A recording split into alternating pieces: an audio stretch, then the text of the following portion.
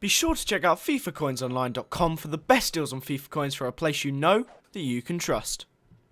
What's up guys, Curtis here and welcome to Bradford City Career Mode episode 9. Now we haven't done one of these since before I was away. I wasn't too prepared with them. I didn't get any recorded before I went away and I kind of messed up. But I do want to talk about a few things before we really get stuck into the gameplay. So as you'll be able to see on the screen, we were playing against Dagenham away. I believe this was a league game and then we have a cup game afterwards. So whilst that is going on in the background, all the changes and stuff I was making was we had a few injuries. Bittencourt, McCardle and Massad were all injured, so we're in a bit of a situation, but we managed to get around it nonetheless, and you will see all the changes I made on the screen now. So what was I going to talk about? Basically, this series, I'm enjoying doing it, but I know a lot of you guys aren't, well, it isn't getting as many views. Now, I think asking on the career mode video isn't the best place to ask whether people want me to continue it, but I don't feel like you guys want it enough. Like, I don't think it's as popular compared to a lot of my other series, and I kind of feel maybe I should be putting more time into other series and less time into this career mode. So what I do want to know is if you guys could post down below, let me know what you guys think. If you want me to continue this Bradford career mode, let me know. Say like, yeah, I definitely want you to continue it, I want to see how it goes, blah blah blah. Or if you think you'd prefer me to use the time on other videos, then let me know that down below as well. So if we could say get 200 likes, leave a like if you really do want me to continue it. If we get to 200 likes, then I'll definitely continue it. But nonetheless, you'll be able to see in the gameplay in the background, we went 1-0 up 5 minutes in with James Hansen. This guy had a few attacks, well, I say this guy, Dagenham, the CPU AI, had a few attacks here, a couple corners, but nothing really came of it for them. But was a very high scoring game. It even got to the point where I gave up and put the controller down, as you'll see shortly. But Reed here got through one-on-one with the goalie, managed to round him easy, and a lovely finish, very close to not even going in, but very safe into the top corner, and that made it 2-0 for us. And we had a lovely little lead. Like, we were struggling to get some big wins, and we definitely needed one in this game. So as you can see here, Jones lost the ball there, but Hansen played it through to him, and a lovely karate kick style goal as Jones flew through the air and got his foot onto the end of it and pushed it into the back of the net.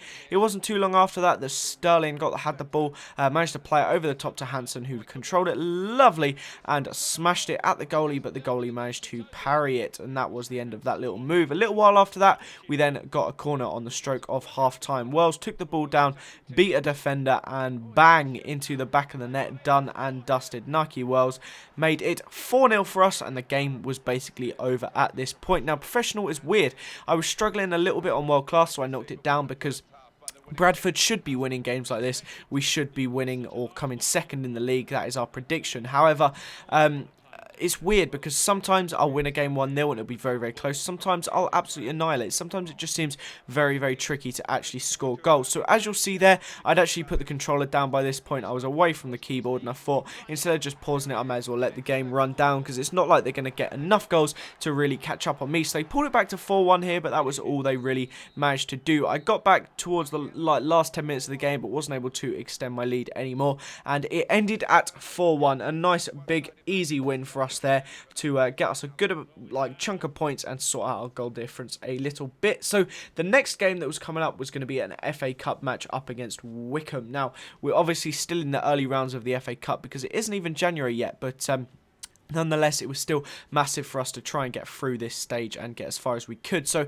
you may have seen there, I was actually playing James Meredith at defensive mid because we had a massive shortage of centre mids and defensive mids. They were either extremely tired or injured, which is something, of course, we can't be having down here. So we had Meredith on the left back as left defensive mid, and I was hoping he'd kind of give an injection of pace and defensiveness to the team whilst allowing the other central defensive mid kind of to push up a little bit more and play a more free attacking role. So that is kind of what he did. You will see in a little while the effect Meredith had.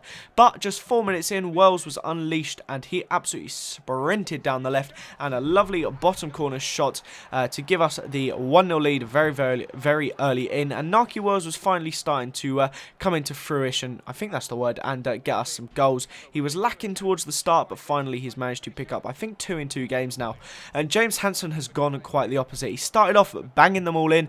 There he couldn't even get close, struggled to even hit the target with that one. And that was how it was at halftime. It was 1-0. But their goalie here made a very stupid mistake, played the ball out to me, it fell to Meredith, and a lovely, lovely finish there for the new positioned Meredith. Lovely, lovely goal there, seemed to be working for him, getting further up the pitch. And then later on, I made some subs, bought on James Connor and Ross Hanna, the two very low rated strikers that I had, and they combined there to get a very, very trampy goal. I kind of just wanted to do it to boost their morale and stuff like that. And then the last substitute that I had made was Peter Azog, another very, very low rated young guy.